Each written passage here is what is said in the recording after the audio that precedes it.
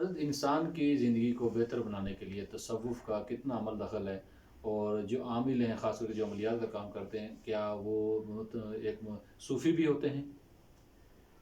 دیکھیں کہ عملیات ایک شعبہ ہے جس کو اختیار کیا ہے زیادہ تر صوفیہ بزرگان دین نے. علماء صوفیہ جو نے چلہ کشی کرنے والوں نے اس کو زیادہ اختیار کیا ہے، عرف عام سے آپ دیکھ چلا آ رہا ہے. یہ ایک الگ چیز ہے. تصوف اس سے کیا ہے کہ ہم یہ کیا کرتے ہیں، شیاطین سے آپ لڑ رہے. تو میں نے آپ سے کہا کہ وہ تصوف کے ذریعے اس کو سیکھتے تھے، چلہ کشیاں کرتے تھے. پھر اور مراحل جو تصوف کے ہیں وہ پھر لطائف پہ چاہتے ہیں کہ معرفت نفس ہے اور ایک جہاد بن نفس ہے. یہ دونوں چلہ کشی سے، ایک چلہ کشی سے حاصل ہوتی ہے، ایک توجہ سے، اور یہ دونوں تصوف کے حصے تھے.